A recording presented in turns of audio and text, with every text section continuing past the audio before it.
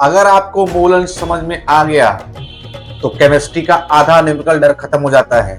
आज मैं आपको ऐसा तरीका बताऊंगा कि एग्जाम में ये सवाल कभी गलत नहीं होगा, इसलिए वीडियो को स्किप मत करिएगा, लास्ट तक देखिएगा। तो शुरू करते हैं आज का वीडियो। तो आज का जो टॉपिक है वो है मोल अंश, यानी मोल फ्रैक्शन। हिंदी में इसको मोल प्रभाज भी कहा जाता है। ठीक है, ये करता क्या है? मोल फ्रैक्शन सॉल्यूशन में विलयन के कॉम्पोजिशन को बताने का तरीका है।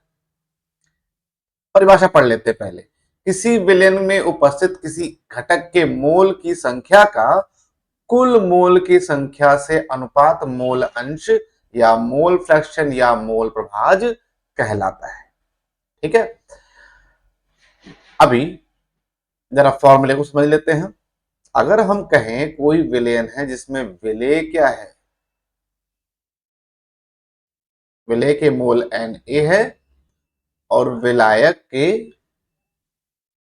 मोल Nb है, तो कुल मोल कितने हो जाएंगे? Na plus Nb, Na plus Nb। तो इस हिसाब से जिस घटक का निकालना होगा, मान लीजिए हमें विलेय का निकालना है, उसे XA से या X1 से शो करते हैं और उसके लिए मान क्या रखेंगे? ऊपर विलेय के घटक है तो विलेय के मान को ऊपर रख देंगे, Na upon Na plus Nb कुल मोल।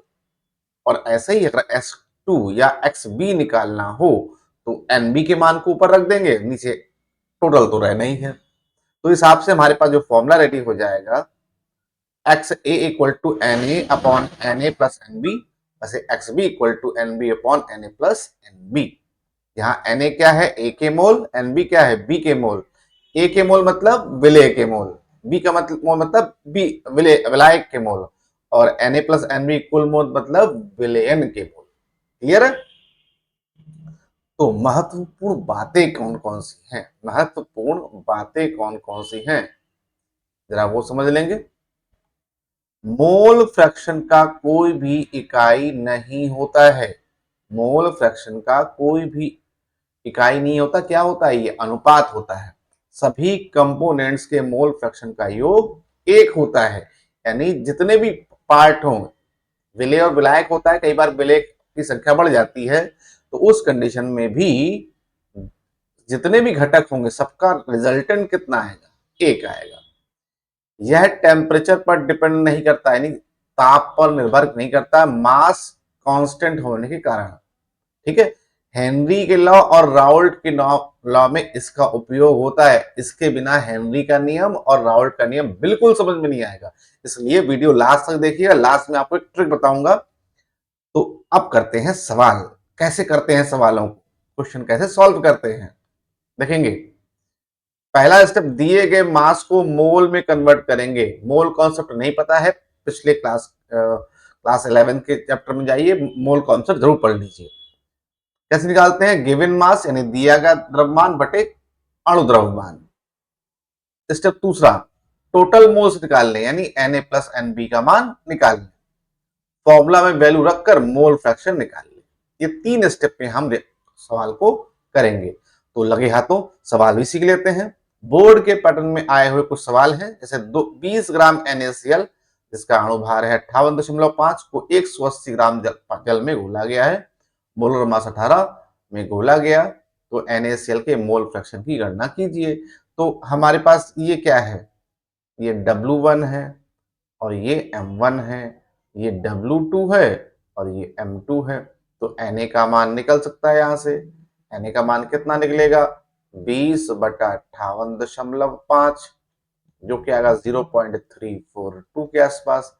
Nb का मान निकल आएगा 180/18, 180/18 आ जाएगा 10।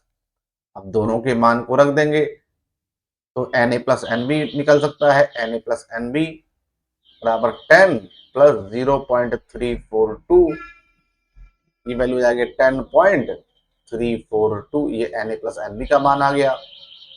अब NaCl का मान निकालना है, यानी NaCl के मोल अंश को निकालना है। तो वो एक्चुअली क्या है, ए हमारे लिए, तो एक्स ए इक्वल टू क्या हो जाएगा, N A upon N A plus N B. मान रखेंगे एन ए का 0.342, अपॉन टोटल कितना है 10.342, भाग देंगे तो आ जाएगा मान कितना, ये माना जाएगा 0.033। कितनी आसानी से ये सवाल लग गया। अगला क्वेश्चन, एक क्वेश्चन और लगाएंगे हम लोग, वीडियो लास्ट तक देखिएगा, लाइक से सब्सक्राइब करिए। लास्ट में आपको एक ट्रिक बताऊंगा। यदि किसी विलयन घटक में ए का मोल फ्रैक्शन इतना है तो बी के मोल अंश ज्ञात कीजिए। ये क्वेश्चन बिल्कुल आसान होते हैं, क्योंकि हमने बताया क्या था, इंपॉर्टेंट बात क्या थी, जितने भी घटक होते हैं उनका योग हमेशा एक के बराबर होता है। इसको याद रखिए, एक के बराबर होता है। तो एक दो घटक है इसमें, कितने घटक हैं, दो घटक है ए और बी, तो यहां कह सकते हैं एक्स ए और एक्स बी का मान कितना होगा, एक के बराबर। अब क्योंकि एक्स ए का मान दे रखा है 0.35, तो एक्स ए का मान रख देंगे, तो 0.35 plus X B equal to 1। तो एक्स बी का मान कितना हो जाएगा, 1 माइनस 0.35। ये वैल्यू कितनी जाएगी, वैल्यू आ जाएगी एक्स बराबर 0.65। यही आपका आंसर हो गया। अब ट्रिक सबसे इंपॉर्टेंट जो मैंने आपको बताया था, ट्रिक जरूर बताऊंगा मैं आपको। ट्रिक है, सिर्फ दो कंपोनेंट हैं तो एक का मोल फ्रैक्शन दे दिया हो तो दूसरा एक से घटा दीजिए, 1 माइनस कर दीजिए, तो आपको आंसर मिल जाएगा। ट्रिक 2 क्या है, मास दिया हो तो सीधा फॉर्मूला मत लगाओ, पहले मोल्स में कन्वर्ट कर लो। अगर उसका द्रव्यमान दे रखा है तो डायरेक्ट फॉर्मूला नहीं लगाना होता है, पहले मोल जरूर लगा निकालें। ट्रिक 3 क्या है, फास्ट कैलकुलेशन के लिए, अगर सॉल्वेंट बहुत ज्यादा हो, सॉल्यूट की मात्रा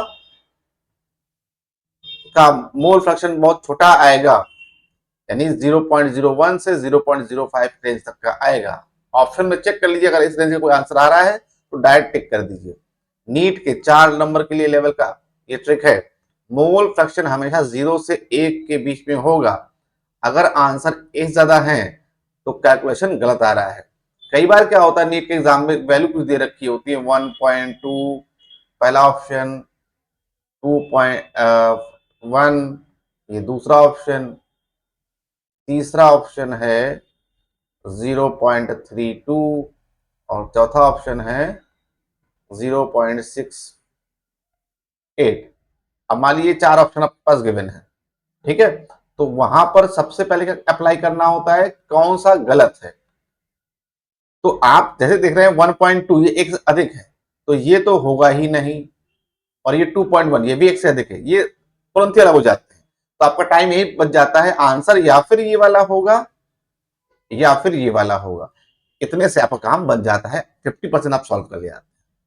अब मोस्ट कॉमन मिस्टेक्स क्या क्या करते हैं बच्चे, मास सीधे रख देते हैं और टोटल मास से डिवाइड कर देते हैं, गलत तरीका। मोलर मास गलत लेते हैं, यानी अणु द्रव्यमान गलत ले लेते हैं, ये भी गलत तरीका। टोटल मोल्स में सॉल्वेंट जोड़ना भूल जाते हैं, टोटल मोल जब निकालते हैं तो सॉल्वेंट के मोल को जोड़ना भूल जाते हैं, ये भी गलत करते हैं। डेसिमल राउंडिंग मिस्टेक, डेसिमल दशमलव के जो मान है राउंड अप करने में दिक्कत गलत कर देते हैं, तो ये गलतियां नहीं करनी है। अब परिभाषा एक बार फिर से दोहरा लेते हैं रिवीजन के लिए। किसी विलयन में किसी घटक के मोल का कुल मोल से अनुपात मोल अंश कहलाता है। तो आसानी से हमने ये टॉपिक सीख लिया है। वीडियो अच्छी लग रही है तो लाइक शेयर सब्सक्राइब करते रहें, अपने दोस्तों को फॉरवर्ड करते रहें। इस वीडियो को हमेशा सोने से पहले और सुबह उठने के तुरंत बाद देख लीजिएगा, तो आपके लिए ये टॉपिक बिल्कुल एक बार में पूरा दिमाग में बैठ जाएगा, दोबारा आपको लर्न करने की आवश्यकता नहीं होगी। मिलते हैं अगले लेक्चर में, तब तक के लिए